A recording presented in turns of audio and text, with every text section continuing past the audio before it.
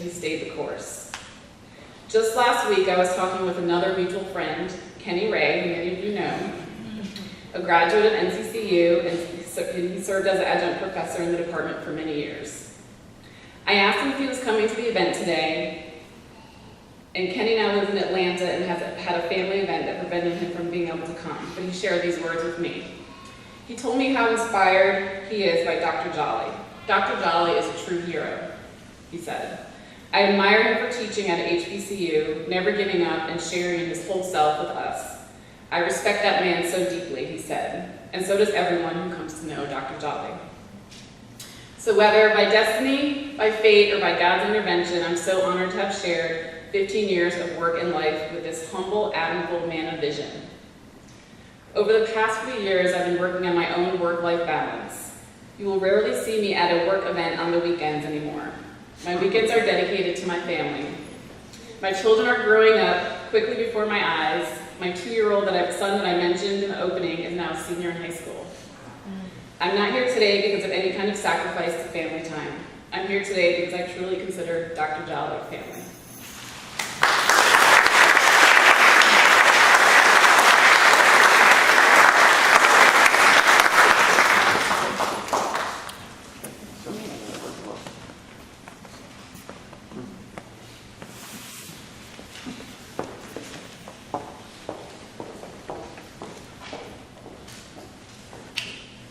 Well, I'd stand down there like Tanya, but I'd probably fall down. Probably wouldn't be appropriate for Deb to come up and hold me. So, I'm not good at writing things down, but I did write a few things that I did want to mention.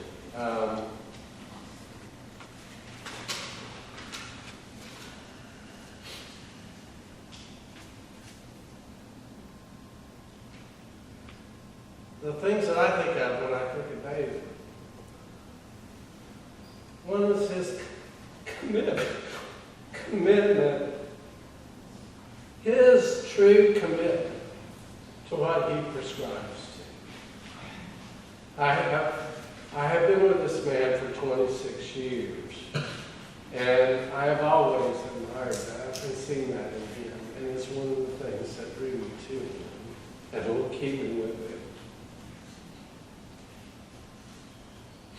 Another thing that I admire and love about David is that he works hard. He works hard to achieve his goals. He doesn't give up. He keeps going. And he instills this in his students too. I've seen it. I've heard his students express that to me and to him. Yeah. What can be more inspiring and can keep you going and doing the work that you love? Another thing I think about when I think about David is believing in the inherent goodness. He believes in the inherent goodness in everyone. He so truly does believe in the inherent goodness in everyone. And everyone has that. And everyone's challenge is to live up to that. And David sees it in everyone. And I so love that about him.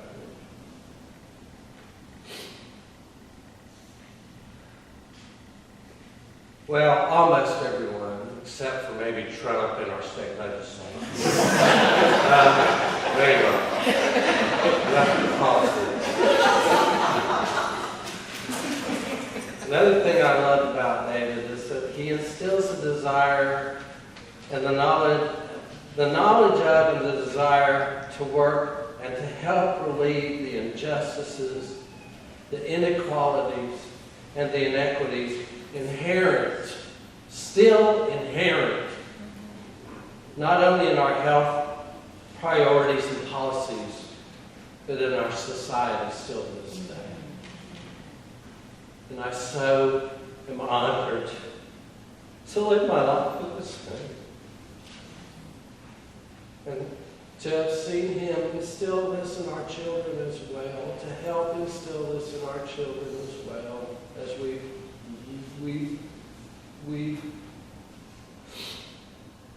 we've raised 3 children together. And the slideshow shows our family. The pictures on the back of the program are our family. And Dr. Ramaki, thank you so much for doing that, because it is part of who he is. It is truly a big part of who he is. Now, my big challenge is to learn how to live with this man for 24 hours a day. We've made it 26 years. I don't know if we're going to make it 24 hours. So, thank you so much.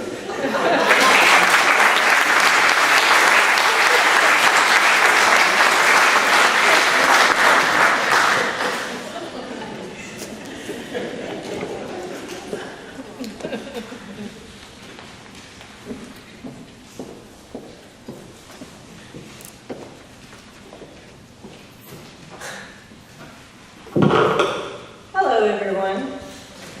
I bring you greetings on behalf of all of the students that Dr. Jolly has ever taught. And just to let you know, that is his fault, it's Dr. Jolly's fault, that we've all been infected with the social justice bug. So, in the spirit of social justice, I would like for you all to sign a few petitions. My first petition here is smoking cessation worldwide. This petition will ban smoking from every continent on earth. We really need your signature on this one, okay? And the next petition is to expand Medicaid to all U.S. pets and service animals. We need your signature on this petition. Also, pets have rights here.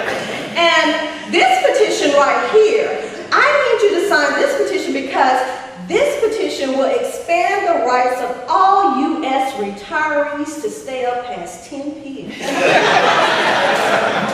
And on this petition right here, this petition will expand the rights of all U.S. retirees to keep their driver's license and drive as much as they want until age 90. Need you to sign this one also. This one's going to help Dr. John. And this petition will expand the reproductive rights of all U.S. pets and service animals. This will ban the spade and neutering of all pets and service animals without their informed consent. You know they do the rights. So, therefore, I would like all of you to please join me in this march on Washington. I need you all to quickly sign these because the bus leaves in 20 minutes for Washington. Don't worry, Mr. Dr. Jolly, we got this.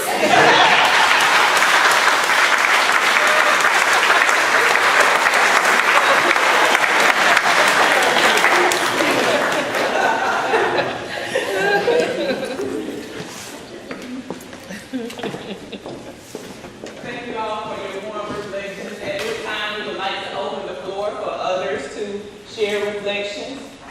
2-minute limit, please. Dr. Michael giving the signal. Cornell, can you stay within 2 minutes?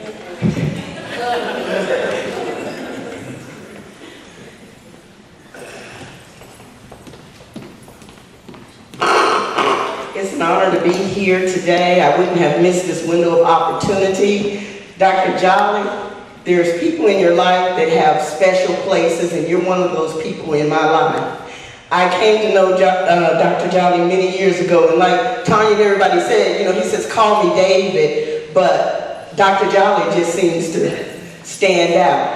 When I first met him, I was volunteering in public health education because I had just gotten laid off from my job, and an opportunity became available with a grant, and it was the tobacco grant that some of you had talked about. And I didn't really know anything about tobacco other than people smoking. I really didn't know the issues. But I interviewed for the position, and Dr. Jolly saw in me something beyond what I didn't know. I was coming from the Research Triangle Park, and I had a lot of computer skills, so I knew he knew that would be an asset. I got to know him. We worked on a project. We worked long. We worked hard. I loved him. We had some fantastic times, didn't we? We traveled from Baltimore to the mountains to Chicago and places locally, and it was just a wonderful, wonderful time. He embraced me, I embraced him, and he taught me so much. I didn't know anything about, working on a college campus, and he told me from the beginning, he said, develop relationships. He said, don't just talk to people on the phone. He said, go to their office, take paperwork to them, spend time, talk to them, develop relationships. And I thank you for that nugget because it's because of relationships that, I'm still moving forward. So I thank you for that. And also I thank you for everything that you taught me, everything that you instilled in me. He did a focus group one time and he was supposed to go to Hampton. I'll talk to him. He was supposed to go to Hampton, Virginia, and he said, I want you to go and present for me. Didn't know what I was going to do, but he worked with me for 2 whole weeks. And when I went to Hampton University, I came out as Dr. Richardson.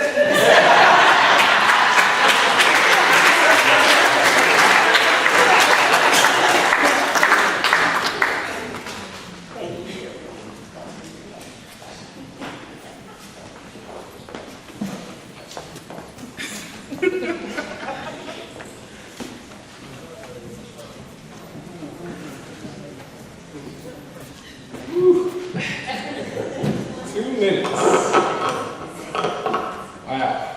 Okay. I don't think 2 minutes will do you any justice, but I will try. Okay. 4 or 5. There's few people that you meet that you instantly connect with. And that was not Dr. Jolly for me.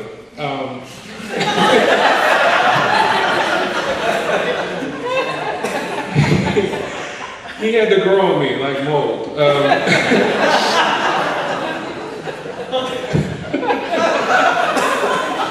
Y'all think I'm joking. So, my introduction to Dr. Jolly, I was in grad school here at North Carolina Central University. I got a phone call from Dr. Patricia Wigfall, December 2002. I had just completed my first full semester of grad school in the public administration department. And she said, hey, we're doing this grant. I like the way you work. I want you to be on board with this and be a part of this. I said, okay. I didn't know anything about what we were going to be doing until I got back to school. And so what ended up happening was a groundbreaking opportunity where the public administration department did a joint project that we've been talking about with the health education department, where we changed lives, we changed policy. And it was all around tobacco prevention and education and advocacy. And so I owe Dr. Jolly and Dr. Wigfall, Ms. Roz, and Kenny Ray, and a lot of others, I owe them where I am now. It's because of that experience that I run the office of North Carolina's Office of Minority Health and Health Disparities. It's because of that experience that I'm a better person, I'm a better husband, a better father. It's because of that experience that I'm able to pour into other young people's lives and old people. It's because of that experience that I met Tanya Bass. I was in the cafeteria one day on Chicken Day, and we were doing something, and she needed my help promoting something that she was doing, and it kind of slid right in. But it's because of that experience that we're all here today. It's because Dr. Jolly saw something in us and helped us pull that out of us. And it's that selflessness. Oh, you timing me already? Oh, 3 minutes. Okay, so we keep going. It's because of that. Y'all knew that. Coming up here. But it's because of that I love Dr. Jolly. And I say that because I don't use that word a lot with people who aren't family. But as it was said, Dr. Jolly is family. It's because he would not let you out of his sight until you prove to him that you were ready. Quick story. We were working with the group we were talking about with the tobacco. We started a student coalition against tobacco use, and we had to go in front of the Board of Trustees here at North Carolina Central to get the dormitories 100% tobacco free. And so myself, and some other students, and Dr. Jolly knew that we were going to speak in front of these board members. And so he said, we got to prepare, we got to hear what you're going to say. And I said, we got this. He was like, no. So Dr. Jolly hazed us in that little room in the corner where they have all the meetings at. I forget what stuff. We were in there. He wouldn't even cut the lights on. He was like, no, stand in that corner and rehearse, and rehearse, and rehearse, and rehearse.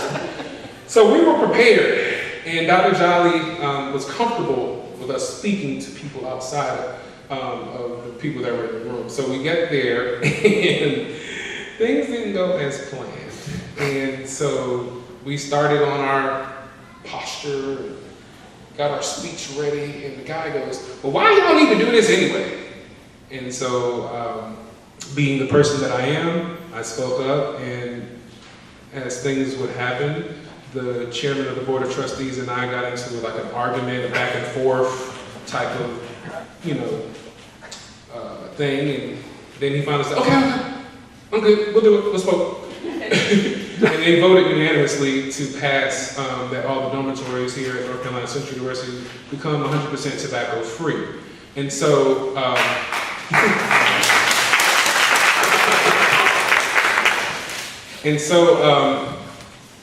they said to come back, because we also wanted to get the 25-foot perimeters around the entrance and exit ways, and they said, well, nobody else is doing that yet, so come back when somebody's done it. I see, I'm not ignoring you.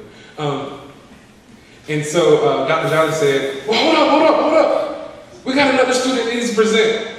And they said, excuse me, sir, we've already voted, you've already won.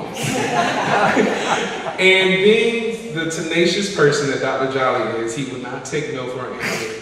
And that student, Mr. Anthony Brown, was able to present, even though we had already voted, we had already won. Dr. Jolly was looking out for the well-being of the student. He was like, these people have worked hard to prepare. The least you can do is listen. And so keep that with you as we move forward, is to make sure that as we work in communities, as we do our jobs, that we take time to listen, because that is where we truly learn. Thank you.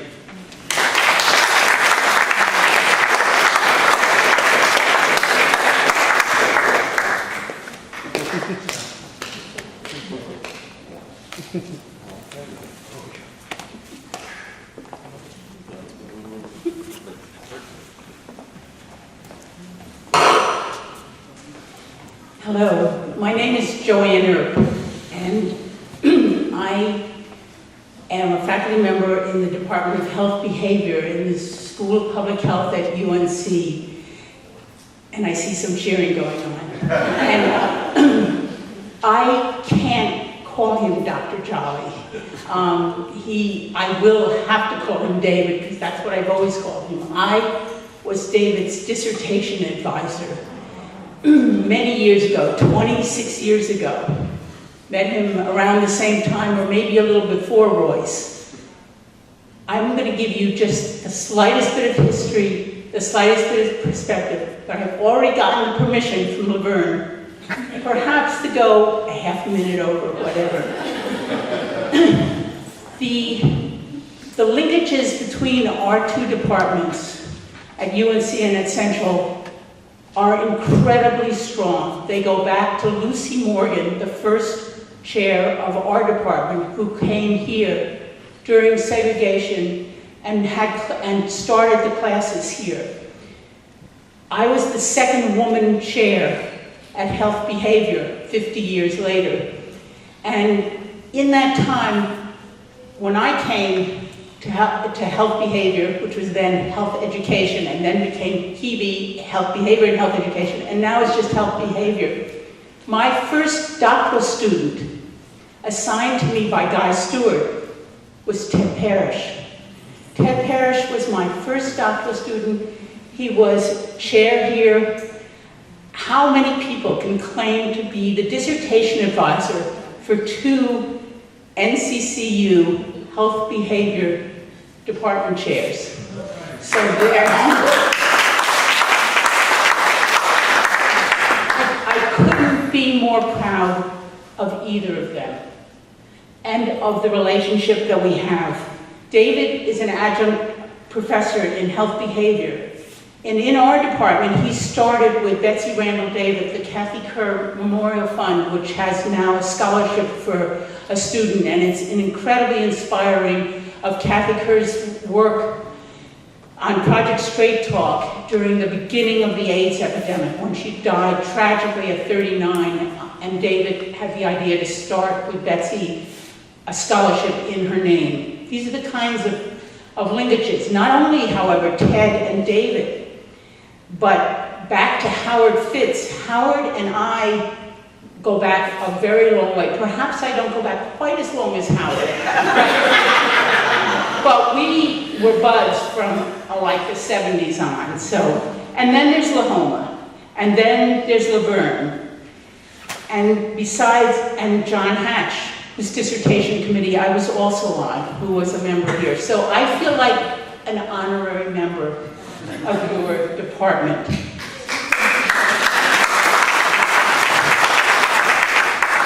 So just to mention a few other things, David has been our partner on the U54 that was mentioned with Laura Linan and others. And she did send with me yesterday greetings because her concert is from 3 to 5 at UNC, and that's the only reason she said she would miss this event. So as I said, David and I go back a ways, like 26 years, when he did the analysis, the data collection for his dissertation, which is, I have a copy of here, an analysis of sexual practices among men attending gay bars in North Carolina. He graduated in '93. Those data were collected in 1990. He did data analysis of a very sophisticated level based on theory and of 2,000 interviews in gay bars in North Carolina when the AIDS epidemic wasn't even collected, when the AIDS epidemic wasn't even 10 years old. And it was a groundbreaking study in terms of his findings. I won't give you his findings, but I want you to know that before, as everyone has said, before coming back to school, he was a practitioner in the AIDS hotline, the AIDS branch of the state government. I mean, I think he's been in state government 23, 25, 28 years, something like that. But he also, his dissertation made a difference in terms of its findings. So as a researcher, as well as a practitioner, he has given much to this state, much to fighting this epidemic. He is also a teacher. He came to Central when Ted asked him to teach in 1999 a required course on the foundations of public health for undergraduates. We were often in touch while David looked for jobs, wanted to come back, needed a letter of recommendation, and he taught that course. I found an old email in which he talked about the book that had already been chosen for him, which he wanted to know, could I help find ones that were a little more in date? And so we did. Then in 2001, somehow he wasn't being put on the tenure track. So we started writing letters to UNCG, Elon, other places. And pretty soon, he was put on the tenure track because they didn't want to lose him, and you can understand why, from what everyone said. He was tenured in 2008. In that time, he had a big grant, research grant from RWJ. This is a Renaissance man who does teaching, research, advocacy, and then he became chair. They didn't know what else to do with him, so they promoted him on up to chair. That's happened to me too, so I had a lot of affinity. I've also known Royce for as many years as he's been in David's life, and Annie, before she was in his life. And that just makes me really happy. David, in fact, was partly responsible for why I continued to be chair. I ended up being chair for 13 years. I stepped away at 9 years. Someone else became chair. He stepped away. And David joined the search committee for the dean. They found some people, but somehow they weren't right, and I got asked to come back for another 4 years. David, you could have done that job better. But in any case, you've all mentioned his qualities. One you didn't mention is he's a terrific writer. And from someone who aspires to be that and doesn't often make it, to know a writer of this, with the skills that David has is an honor. Of course, what else people said was that he has great integrity and is humble. And those are values that I certainly would like to say I have the integrity. I don't know about the humility. But he also is passionate about social justice. And I admire that greatly. And finally, he has a great sense of humor. And so, I'm sorry, but these are inside jokes. I leave him with tuna casseroles. It's the journey that matters. Everything happens for a reason, including my long, long relationship with David and Royce, which I hope will go on for the next 20 years. Thank you.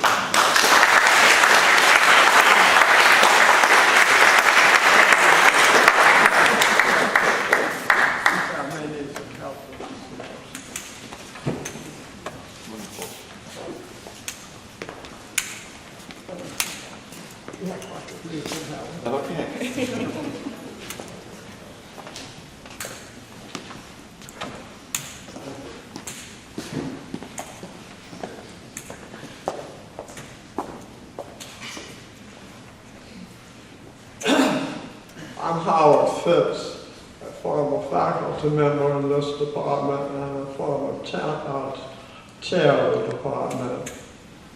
The previous speaker and the assistants that I needed to get here informed you of the longevity that I've had and other kinds of complications.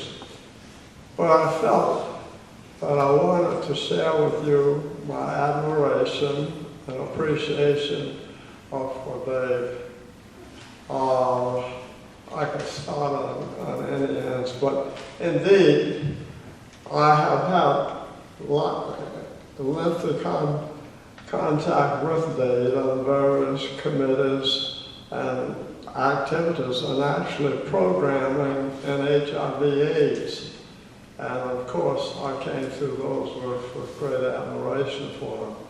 As you can see, again, with my aging and the lack of hearing at this moment, in fact, I don't know any of the things that any of you have said. So, but I felt that I must do this. When we first had official contact with Dave, it had to do with HIV/AIDS. At that time, HIV/AIDS was very, very new. And there were all kinds of views about it and concerns about it, etc. At that time, I was, as I've been involved in community affairs, and I was the chairman of the health committee of the Durham Committee on the Affairs of Black People. They gave us the grant as we proposed it. Many state agencies and so on, if they had known that there was a tie between the Durham Committee on the Affairs of Black People and an official state agency, the grant would not have been achieved. So I suspect that Dave had something to do with making the grant available, knowing what I was working with. I think we sent a good proposal, Dave. That I think we did. But certainly, we appreciated that. And he assisted us in providing the program for a number of counties in this area and assisted us in carrying it through. I've had the good fortune of serving with Dave on many committees in the Durham area and observing the way he has worked with the university and worked with the Durham area on promoting public health and health affairs. On the humorous side, but nevertheless genuine, as I've told you, I have not been able to hear well enough to understand how to know what you were saying. I have the idea that, I have to have a new hearing aid, and my hearing capacity is so limited that they're going to let me have a hearing aid on a 30-day basis. Which is an amusing event, but never praise. So, with all the other tributes that can be made or could be made about Dave, I would like for the audiology people to have some consultation with Dave too. He might enable us to advance the care and the promotion of hearing loss. And again, you have my admiration and appreciation for the opportunity to do it and the work that you've done here in the Durham area. Thank you.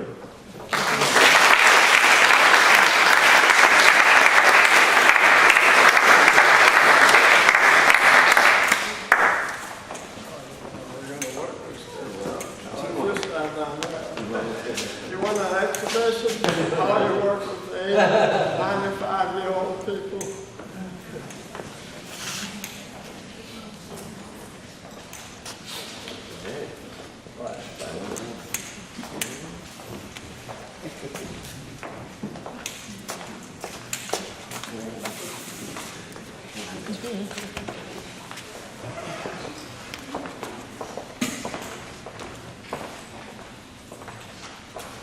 Greetings, everyone.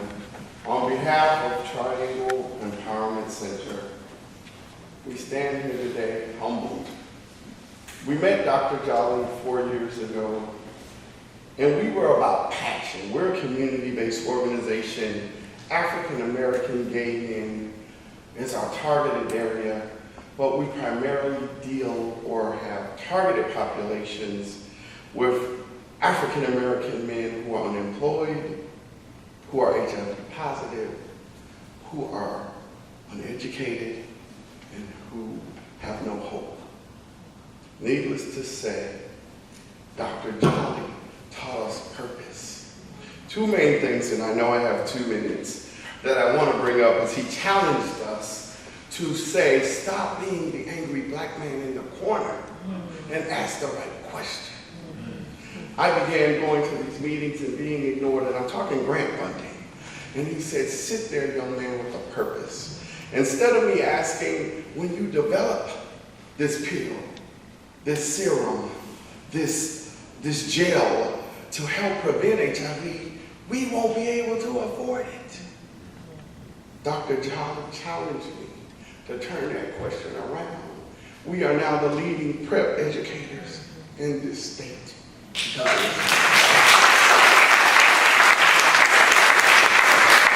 The second thing he did was challenge us with a student named Zion. I love this gentleman because he was there. We opened at 8, Zion was there at 7. Just to tell you, when you get someone who respects what you do without a dime, and a student comes along with it, it is appreciated. So on behalf of our agency, Dr. Jolly, we stand here today. We are now going into housing. We're a community-based organization. What you guys really don't know, and I want to talk about Royce and Dr. Jolly, we didn't lose our grant. Our grant got default by a funder who didn't pay their taxes. So when we subcontracted, we didn't have a 501c3. Those gentlemen helped pay our bills.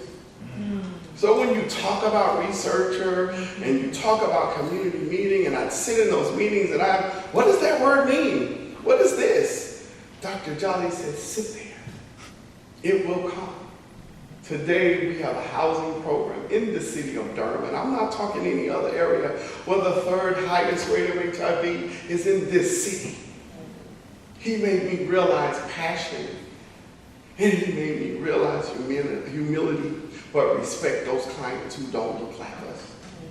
And for that, I'm humbled. And I just want to say on a personal level that Dr. Jolly is definitely a man of wisdom. He has definitely taught me to look at things objectively, unbiased, and to definitely look at both sides and just make a decision based on that. And I can't thank him enough for the wisdom that he has poured on to me personally and to our agency. And if it were not for him, then I wouldn't have applied to go to North Carolina Central. So thank you so much, Dr. Jolly. You have been a true inspiration and have definitely been a beacon of light for everyone.